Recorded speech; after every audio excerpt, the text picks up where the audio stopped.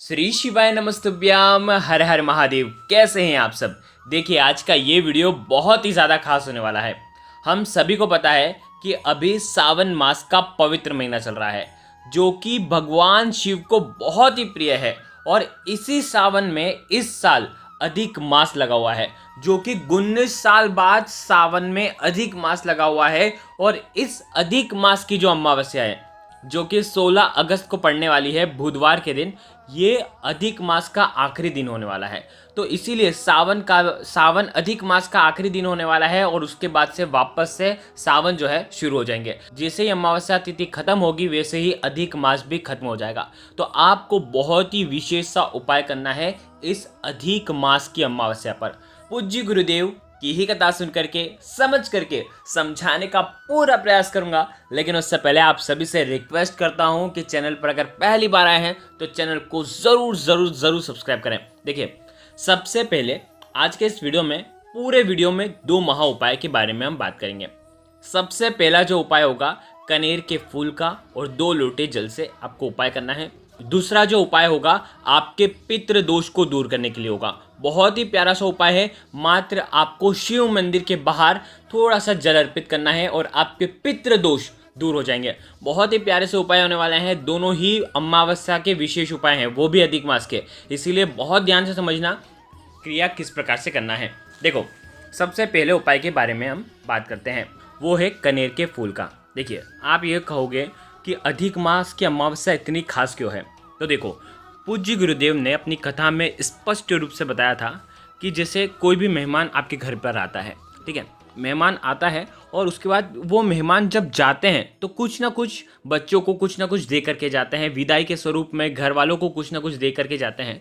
वो आते हैं तब वो कुछ नहीं देते, लेकिन वो जाते हैं तब वो कुछ ना कुछ दे करके जाते ही हैं। तो इसीलिए अधिक मास भी बहुत स्पेशल होता है। जब आता है तो कुछ नहीं, लेकिन जब वो जाते हैं यानी कि अधिक मास जब समाप्त होता है तो हमारी अधिक मास में किए गए जितने भी उपाय हैं उनको अगर आपको सफल करना हो तो आपको ये कनेर के फूल का उपाय आपको करना है। तो इसीलिए अधिक मास जो है वो बहुत ही खास होता है जब अमावस्या तिथि पड़ती है। तो आपने यदि अधिक मास में कोई उपाय नहीं कर पाए हैं, ढंग से उपाय नहीं कर पाए हैं, या आप चाहते हैं कि अधिक मास का आपको लाभ मिले, तो आपको ये उपाय करना चाहिए। कनेर का फूल का उपाय आपको करना चाहिए। देखो कनेर के फूल आप कितने भी ले सकते हैं, पीले रंग का कनेर का फूल ही लेना है। 1, 3, 5, 7, 10 जो भी आपको लेना है, जितने भी आपको लेना है ले सकते हैं, लेकिन एक कनेर का फूल तो आपको लेकर के ही आना ही है, ठीक है। अब देखिए साथ में लेना है 2 पात्र में जल। अब देखो 2 पात्र में कहने का मतलब ये है, हर बार की तरह समझाने का प्रयास करता हूँ। 2 पात्र किसी के भी हो सकते हैं। तांबे के 2 ले रहे हैं लोटे तो तांबे के ले लीजिए। स्टील के 2 लोटे ले रहे हैं तो स्टील के 2 लोटे ले लीजिए। एक स्टील का एक तांबे का ले रहे हैं तो वो भी ले सकते हैं। एक छोटा एक बड़ा ले रहे हैं तो वो भी ले सकते हैं। यानी कि इसमें कोई कुछ भी आपको ऐसा नहीं है कि हमारे पास ये नहीं है वो नहीं है। आप 2 पात्र ले लीजिए, किसी भी चीज़ के हो सकते हैं, ठीक है, स्टील के या तो तांबे के। अब आपको क्या करना है समझना। देखिए अब आपको क्या करना है, एक थाली में ये दोनों पात्र रखना है, ठीक है, जल के। और ये इन दोनों पात्र में जो जल भरोगे वो घर के मटके का ही होना चाहिए। अमावस्या पर घर के मटके का जल अगर आप उपयोग करते हैं किसी भी उपाय में तो आपके पितृ दोष दूर होते ही होते हैं और पितृ तृप्त हो जाते हैं, क्योंकि पितरों का वास हमारे घर के मटके के वहाँ पर होता है। और उसी अगर जल से भगवान शिव का अभिषेक किया जाए तो पितृ हमारे प्रसन्न होंगे ही होंगे। तो इसीलिए एक स्टील की थाली लेना, दोनों पात्र रखना और साथ में लेना है आपको एक कनेर का फूल, या जितने कनेर के फूल आप लेकर के आए हैं आप लेकर के आ सकते हैं। वीडियो के अंदर हम एक का ही आपको बताने का प्रयास कर रहे हैं, ठीक है, और आप चाहें जितना ले सकें आप ले सकते हैं। अब देखो अब आपको क्या करना है, महादेव के मंदिर में जाना है। जैसे ही महादेव के चौखट पर आप जाएंगे आपके हाथ में ये थाली होनी चाहिए, ठीक है, कलश के साथ आपको मंदिर में प्रवेश करना है। अब आपको क्या करना है, दोनों हाथ में, दाएं और बाएं दोनों हाथ में दोनों कलश पकड़ लेना, ठीक है, और थाली साइड में रख देना। अब आपको क्या करना है, कनेर का फूल पहले नहीं चढ़ाना है, कनेर का फूल ना ही पानी में डालना है। क्या करना है, दोनों लोटे जल आपको भगवान शिव के शिवलिंग पर श्री शिवाय नमस्तुभ्यम का जाप करते हुए आपको अर्पित कर देना है। देखिए नियम समझना, आपका जो मुख होगा वो उत्तर दिशा की तरफ होना चाहिए और ये जल जो है आपको बिल्कुल पतली धारा से धीरे धीरे आपको अर्पित कर देना है, ठीक है। अब आपको क्या करना है, एक कनेर का फूल लेना है, ठीक है। वीडियो के अंदर एक ही बताया है, आप ज़्यादा भी ले सकते हैं, आपके पास जितने हैं जितने आप कनेर के फूल ले सकते हैं, ठीक है। 100 भी होंगे ना तो भी बहुत ही अच्छी बात है। आपको एक कनेर का फूल आपको भगवान शिव के शिवलिंग पर अर्पित करना है। देखो, अर्पित आप कैसे भी कर सकते हैं, किधर भी डंडी हो सकती है, उसका कोई मतलब नहीं है। बस आपको एक कनेर का फूल अर्पित करना है, जिसे आप कनेर का फूल आप भगवान शिव के शिवलिंग पर इस बार अमावस्या तिथि पर आखिरी दिन पर, अधिक मास की आखिरी दिन पर अगर आप अर्पित करते हैं ना, तो इससे आपका भाग्य चमक जाता है। जो भी लोग, जिन लोगों ने भी कितने ही उपाय कर लिए लेकिन उनका भाग्य चमक ही नहीं रहा है, उनको तो स्पेशल ये उपाय करना चाहिए। आपके जीवन का सारा दुर्भाग्य दूर हो जाएगा, आपके हाथों की लकीरें बदल जाएगी, आपकी किस्मत चमक जाएगी। बहुत ही प्यारा सा उपाय है। अगर आपके भाग्य का उदय करना हो तो आप एक कनेर का फूल आपको चढ़ाना है। देखो, अगर 10 कनेर के फूल लेकर के आए हैं तो बिल्कुल श्रृंगार करना है महादेव का। जैसे हमने दशमी तिथि पर शहद और शमी का पत्ते का श्रृंगार करा था ना, याद है ना आपको? उसी प्रकार से कनेर के फूल का आपको श्रृंगार करना चाहिए महादेव के ऊपर। माला बनाना चाहें तो माला बना करके भी भगवान शिव के ऊपर आप अर्पित कर सकते हैं। इस प्रकार से ये सुंदर सा उपाय करना, आपके जीवन के सारे दुर्भाग्य जो हैं वो दूर हो जाएंगे। देखिए, ये हो गया पहला उपाय। अब हम बात करते हैं दूसरे उपाय की। जैसे कि हमने आपको बताया कि इसमें आपके पितृ दोष दूर हो जाएंगे, यानी कि आपको मात्र थोड़ा सा जल आपको महादेव के मंदिर की चौखट पर अर्पित करना है। देखो, किस प्रकार से करना है समझना। इस उपाय को करने के लिए सबसे पहले सामग्री जान लीजिए। ये उपाय आपको करना है 7 बेलपत्र से। बेलपत्र कहीं से भी खंडित नहीं होने चाहिए, ठीक है? बेलपत्र नहीं मिल पाते हैं तो भगवान शिव के मंदिर में चल जाना, वहाँ से बेलपत्र उठा करके लेकर के आ जाना, शुद्ध जल डाल करके, ठीक है? बेलपत्र ले लिए 7। साथ में लेना है पीला चंदन, ठीक है? घिसा हुआ पीला चंदन भी ले सकते हैं, या आप पीला चंदन का पेस्ट आप तैयार कर लेना, ठीक है? ठीक है, साथ में लेना है काली मिर्ची। अब काली मिर्ची आप कितनी भी ले सकते हैं, थोड़ी सी काली मिर्ची लेना, लेकिन ये काली मिर्ची जो है वो साबुत नहीं होनी चाहिए, यानी कि चूर करके, यानी कि उसे पीस लीजिए, या तो मिक्सर में पीस लीजिए या तो सिलबट्टे में पीस लीजिए। काली मिर्ची का पाउडर आपको लेना है।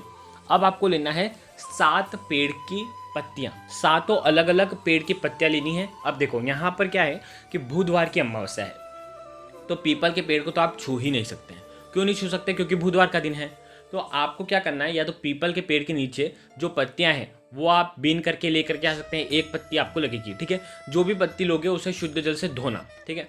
और तुलसी जी की जो पत्ती है वो तो आप बिल्कुल भी नहीं ले सकते। क्यों नहीं ले सकते? क्योंकि तुलसी जी तो हम भगवान शिव के ऊपर अर्पित कर ही नहीं सकते। तो आपको क्या करना है, ये दोनों चीज़ छोड़ करके, अगर पीपल का पत्ता नीचे गिरा हुआ है तो वो ले सकते हैं, अशोक के पत्ते ले सकते हैं, नीम के पत्ते ले सकते हैं, या आप शमी के पत्ते ले सकते हैं, या तो आप क्या बोलते हैं अपन, या तो आप नींबू के पत्ते ले सकते हैं, सबके ले सकते हैं। बस आप तुलसी जी के पत्ते छोड़ देना, ठीक है? 7 पत्ते 7 वृक्ष के ले लिया आपने। अब देखो, साथ में लेना है तांबे के पात्र के अंदर जल। आपको आपके पूरे घर में आपको इसे ले करके घूम जाना है, ठीक है? पूरे घर में लेकर के घूम जाना है। जो भी घर का बीमार व्यक्ति है उससे भी इसका स्पर्श करवाना है। और उसके बाद आपको क्या करना है, ये भगवान शिव के मंदिर में लेकर के जाना है। अब इस क्रिया को समझना। सबसे पहले क्या करोगे, तांबे के पात्र के अंदर जल जो है उसके अंदर आपको ये पीला चंदन मिलाना है। अब देखो, ये उपाय आपको कब करना है ये भी समझ लीजिए। पत्ते तो आप सूर्यास्त के पहले पहले तोड़ लेंगे, लेकिन ये जो उपाय है आपको सूर्यास्त के बाद करना है। बहुत उपयोगी जानकारी है। अमावस्या में रात्रि का महत्व होता है, जिस प्रकार से शिवरात्रि में रात्रि का महत्व होता है, उसी प्रकार से अंधेरी काली रात्रि जो कि अमावस्या की होती है, जो कि हमारे पितरों को तृप्त करती है, हमारे पितरों को प्रसन्न करती है, उसी अमावस्या की घोर रात्रि में आपको ये उपाय करना है, यानी कि सूर्यास्त के बाद आप ये उपाय करेंगे। क्या करना है, पत्ती वत्ती सब तोड़ करके लेकर के आ गए। अब आप भगवान शिव के मंदिर में जाएंगे। तांबे के पात्र के अंदर जो जल है उसके अंदर आपको पीला चंदन डाल देना है। 1 चुटकी पीला चंदन मिला देना है, ठीक है? अब इसके अंदर आपको डालना है काली मिर्ची का पाउडर। जो काली मिर्ची आपने पीस करके लेकर के आए ना, वो आपको काली मिर्ची डाल देना है, ठीक है? अब आपको क्या करना है, 7 बेलपत्र रखना है तांबे के पात्र के अंदर। अब देखो, बेलपत्र रखने का क्रम समझना। डंडी जो होगी वो बाहर की साइड होनी चाहिए, और जो 7 बेलपत्र आप रखोगे ना, तो उनके जो नीचे के ढूंढ होते हैं ना, ढूंढ वो नहीं होने चाहिए, ठीक है? इस प्रकार से 7 बेलपत्र आपने रख दी। अब आपको क्या करना है, इसी के अंदर आपको 7 वृक्ष की पत्ती भी डालना है, ठीक है?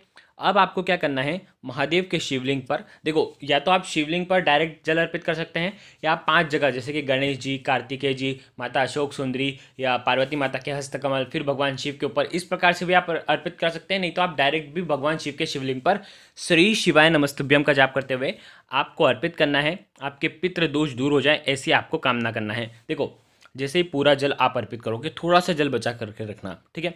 जैसे आप जल अर्पित करोगे, उसके बाद भगवान शिव के शिवलिंग पर जैसे ही जल अर्पित होगा वैसे ही आपके जो पितर हैं वो तृप्त हो जाएंगे। और उसके बाद जो तांबे के पात्र के अंदर जो भी पत्ती रह जाती है, जितनी भी चीज़ें रह जाती हैं, उन्हें आप निकालना सीधे हाथ से और भगवान शिव के शिवलिंग पर अर्पित कर देना।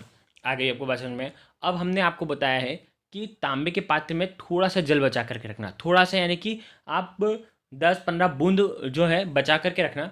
अब आपको क्या करना है, महादेव से वहीं पर प्रार्थना करना है कि पितृ दोष दूर हो जाए, और ये उपाय बीमारी के लिए भी आप कर सकते हैं। अब आपको क्या करना है, अंत में जो थोड़ा सा जल जो बचा है वो आप जैसे ही भगवान शिव के मंदिर से बाहर निकलेंगे तो चौखट के सीधे तरफ, यानी कि जैसे आप बाहर निकलेंगे बाहर आ जाना, फिर बाहर आकर के वापस मंदिर की तरफ मुख करना, और मंदिर की जो चौखट है सीधे तरफ, ठीक है, यानी कि आपका जो सीधा तरफ है, सीधा हाथ तरफ, आपको चौखट के वहाँ पर ये जो थोड़ा सा जल जो है वो आपको अर्पित कर देना है। आपके पितृ दोष दूर हो जाएंगे, आपके पितृ प्रसन्न हो जाएंगे। जो मंदिर की चौखट है, ढेरी है, वहाँ पर आपको ये अर्पित करना है और ये सुंदर सा उपाय करना है। तो देखो, आज के इस पूरे वीडियो में हमने आपको 2 महा उपाय बताए हैं। दोनों में से जो उपाय आपको लगते हैं आप कर सकते हैं। अगर आपको कुछ भी चीज़ समझ में ना आए तो कमेंट में पूछ लेना, गलती नहीं करना है। श्री शिवाय नमस्तुभ्यम। हर हर महादेव।